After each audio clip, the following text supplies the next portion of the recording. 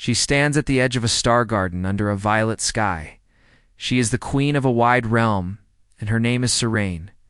She breathes slow and calm, and then she hears a small cry. It is not the cry of her people. It is new and thin, and Hume and her daughter.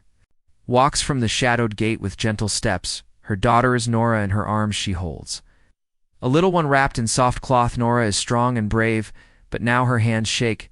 Nora cannot hide the truth that burns in her ice. The queen feels the air change in the garden. Guards step closer, but keep their heads low. She lifts a hand and the guards step back. She waits for words that she fears and needs.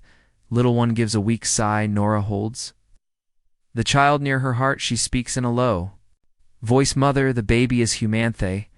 Sky does not fall, but it feels close. The queen looks at the child and feels a strange pull. There is a hush in the leaves like the night holds its breath. She wants to rage, but the small face stops her. Baby opens dark eyes. There is wonder, and there is a quiet plea for care. There is no threat, only need. Queen asks for the father in a voice like rain. Nora trembles and says, his name is Adam. He is a pilot from the blue world. He saved her in a storm. A fire near the old ring. He is gone now. Lost beyond a silent gate. Fear curls cold in the queen, but she studies her daughter. Nora looks like a torch in the night. Her love is clear and fierce and bright. Queen turns to a counselor who waits beneath a tree. The old one is wise and careful and is called Marin. Marin bows and says this child is a bridge and a test. If the realm breaks the bridge, then the river will rise. If the queen holds the bridge, then a road may form. Queen closes her eyes. She sees war and she sees a new dawn. She sees her ships meeting human ships with iron in the spine. She sees hands that build and hands that heal. She sees a small human child who laughs in both tongues. Shesh opens her eyes and tells Nora to walk. With her they move through the garden, past tall glass leaves. Every step echoes like a soft drum on old stoneth. Queen remembers the first human voice she ever heard. It came across cold space during a ceasefire at Vesta Ridge. A young woman spoke about hope and bread and music. The voice was soft and the message was simple. We are small and stubborn, and we want to live with thee. Reach a hall of crystal veins and silver moss.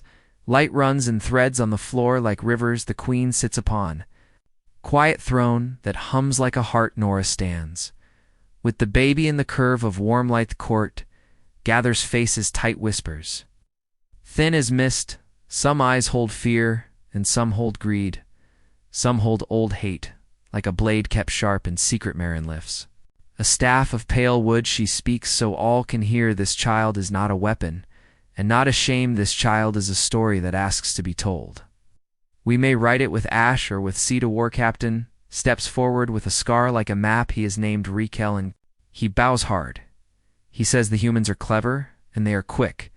They use broken parts to build bright things. They learn from loss and turn it into new strength. We should not face this child as an anemia. Priest of the old suns glides from aside.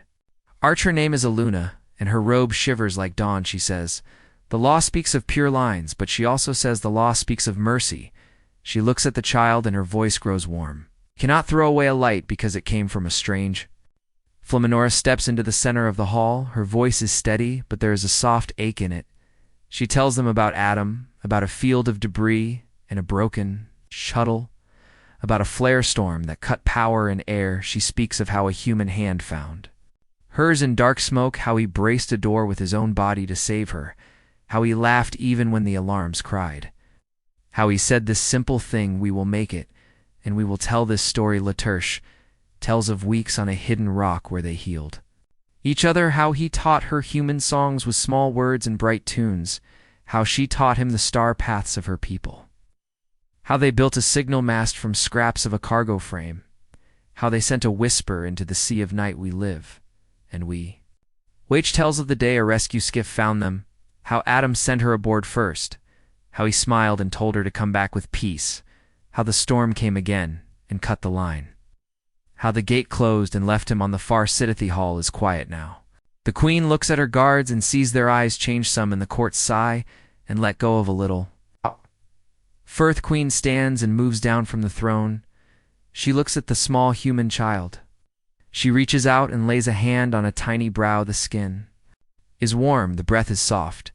She feels the quiet weight of a future she cannot yet namish. Speaks to the court and to the stars. We will not cast out this child.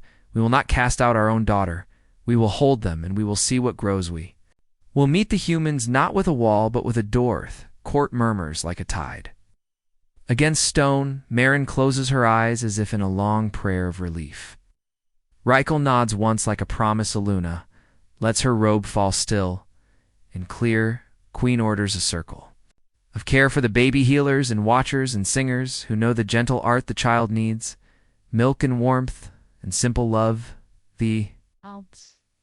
Bring the baby soft light and warm cloth. They give the child a name that is easy on both tongues. They call the child. Danth Queen steps to a high window that opens on the void. She sees a thin line of the blue world far away. She thinks of Adam lost beyond the silent gate. She thinks of a promise made in smoke and grit. We will tell this story, Ladderth Queen gives. New orders, no raids on the blue world, no traps on the trade lanes. Send envoys instead. Send gifts that show care, not threat. Send doctors and engineers and teachers. Send grain and clean water and clear. Tanks first, envoys go in small ships painted. In soft light they carry simple letters written in both tongues. They say, we are here, and we bring help. We ask for talk.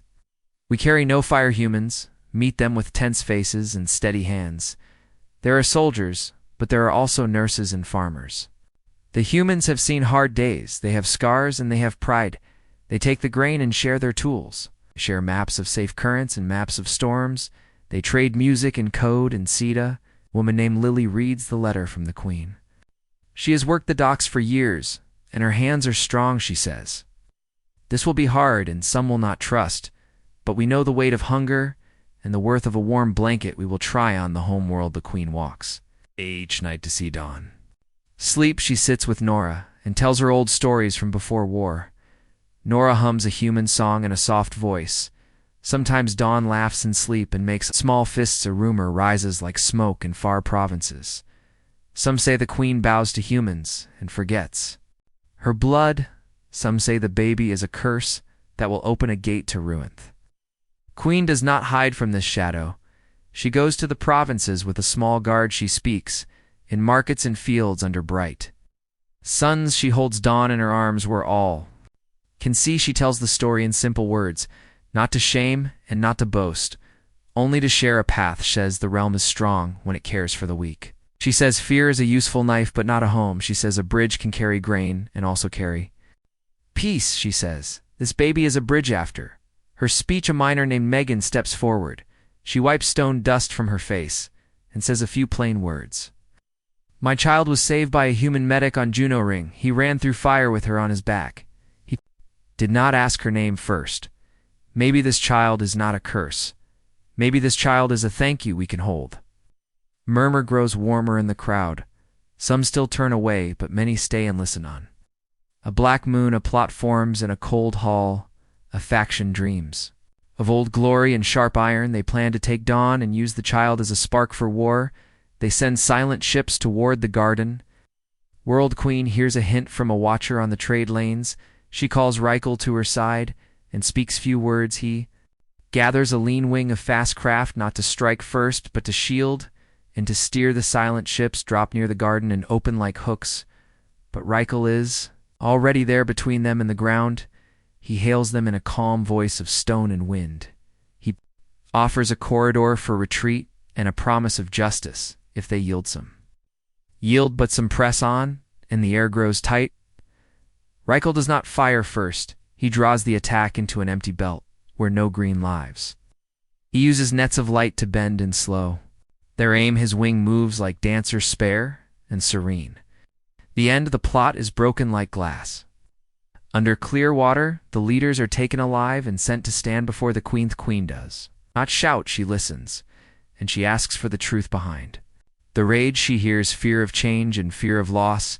She orders work not only for walls but for new schools, places where young ones learn both tongues and both songs, places where they build small machines that clean air and water, places where they learn to hold a tool in a hand with equal carry-on. The blue world a beacon wakes near the silent gate a human. Ray catches a faint signal wrapped in old code. The message is weak, but it is a voice. It is Adam. He lives on the far side with a small camp of survivors. He speaks slowly through storms of static. He says they can hold out if someone opens the path. Queen calls her court in the crystal hall. She says we will try to open the gate, not with weapons, but with patient light engineers. From both sides will work as one. Teams gather at the old ring where Nora once found fire. Humans bring coil tech and cleaner fuel. The Queen brings crystal logic, and Field Weaver's Lily from the docks ships out as a quartermaster. Marin keeps notes and listens for small dangers. Reichel sets a guard that is firm but not cruel. Iluna keeps a circle for Qui.